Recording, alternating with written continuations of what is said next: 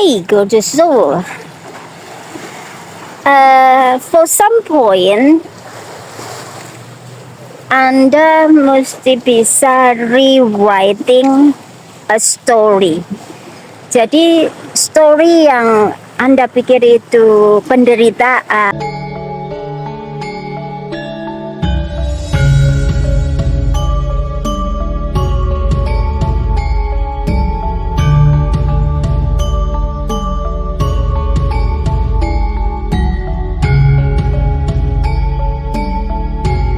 Hey, gorgeous soul. For some point, Anda mesti bisa rewriting a story. Jadi, story yang Anda pikir itu penderitaan, yang membuat Anda itu ngerasa bahwa a victim gitu ya. A play di sini ya, is a play victim. Ketika kita ngerasa bahwa kita adalah korban, baik korban dari keadaan ataupun kita ngerasa bahwa keadaanku seperti ini karena orang tuaku begini, atau keadaanku seperti ini karena suamiku begini gitu ya. Jadi kita making a story is suffering. Jadi kita membuat story untuk diri kita sendiri. Nah, stop it. Stop all story.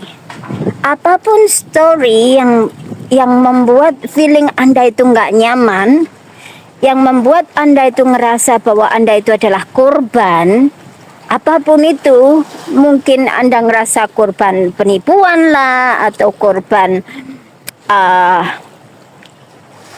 pengkhianatan gitu ya, atau apapun itu yang label kita itu adalah korban.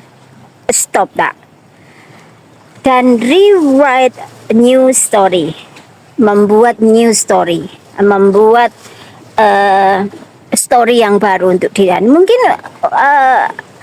pertama ya agak sedikit aneh kalau kita membuat story baru kayak lying gitu ya, kayak bohong banget, aku kan keadaanku kayak gini, kok aku membuat storyku kayak gini. Doesn't matter.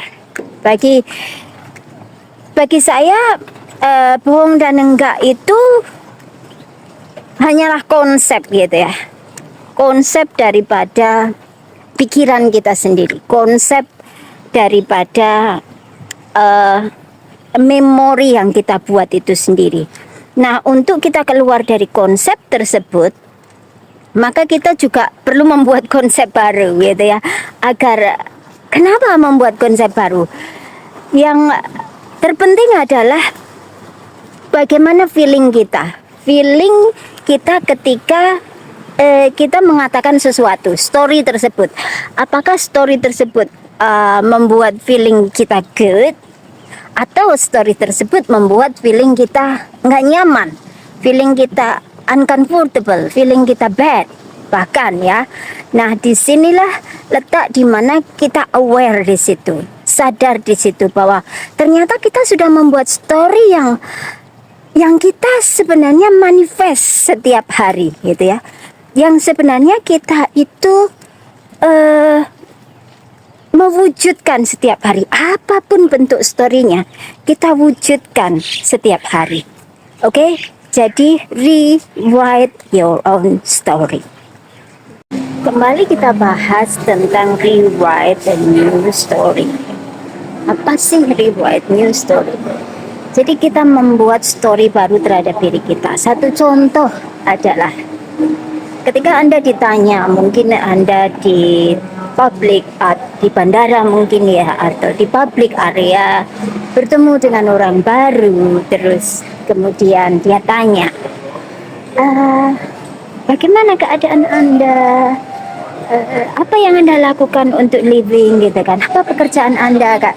Kadang kita masih menemui orang-orang yang mempertanyakan hal itu, keluarga atau whatever. Mereka mungkin hanya sekedar basa-basi atau apapun itu. Mungkin Anda diinterview seseorang juga. Nah, story yang Anda katakan itu berbeda dari yang biasa Anda ungkapkan. Atau mungkin Anda bertemu dengan teman lama yang mungkin berapa lama nggak pernah uh, tahu kabar Anda gitu, terus tanya. Nah, kemudian Anda mengatakan sesuatu yang sebenarnya feeling Anda itu nggak nyaman untuk mengatakan, karena Anda merasa bahwa Anda out daripada kehidupan yang Anda ingin capai gitu, ingin impikan. Nah, di sini yang mau saya katakan adalah stop untuk mengatakan ketika feeling Anda itu nggak nyaman.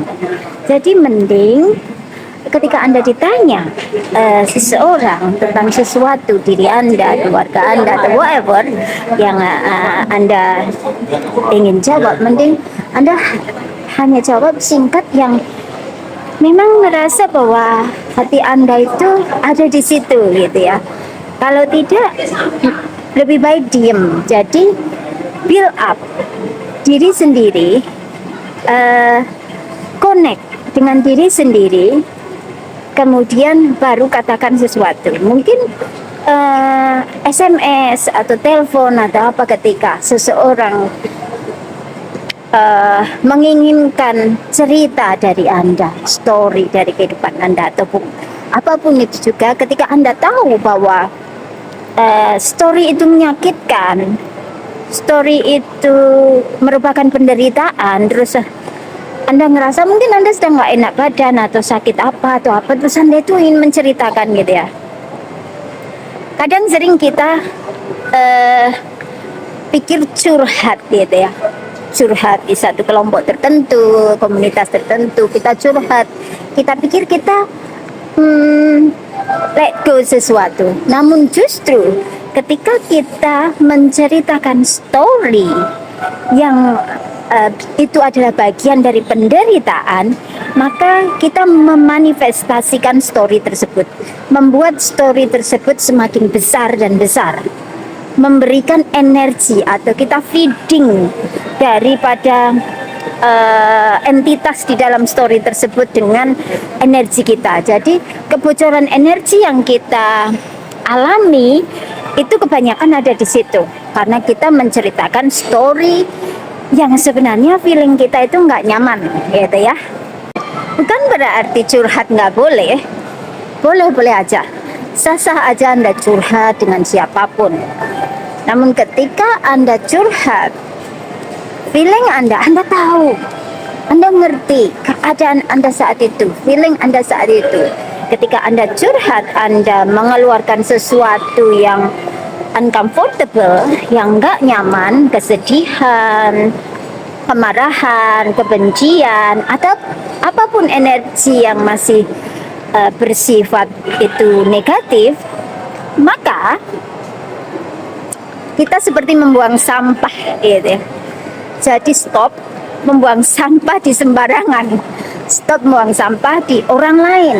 Atau mungkin kita mau curhat kepada suami, kepada ibu, kepada sahabat, kepada teman, atau siapapun yang kita pikir aku udah nggak kuat menanggung ini gitu kan, terus aku mau curhat. Di situ letaknya, hati-hati sekali. Kenapa? Karena kemudian kita hanya membuang sampah, dan yang dibuangin sampah itu dia akan, kalau nggak ngerti caranya untuk releasing, maka dia akan taking atau mengambil sampah yang Anda buang gitu ya. Jadi sekali lagi kita mesti aware enough ketika kita mau curhat sesuatu. Kalau itu adalah penderitaan, mending kita curhatnya di buku diary aja gitu ya.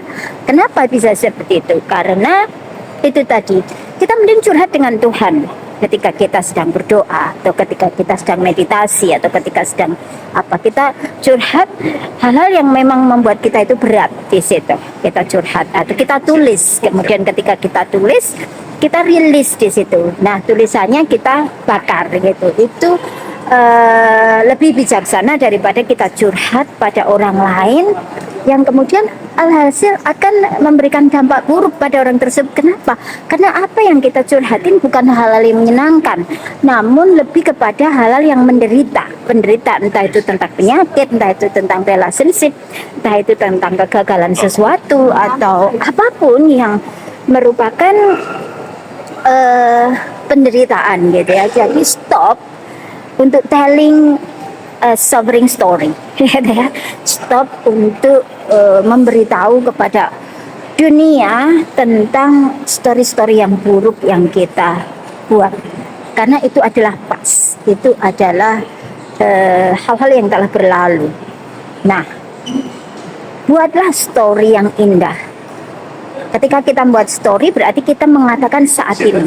Saat ini bagaimana feeling Anda ketika Anda mengatakan sesuatu pada orang lain. Kalaupun mau Anda curhat kepada orang lain, Anda curhat dengan hati yang plong, dengan keadaan yang beautiful gitu ya, dengan energi yang beautiful. So, sadari kembali apa curhatan kita pada orang lain. Apa story yang kita ungkapkan pada dunia. It's good story or bad story. It's your choice.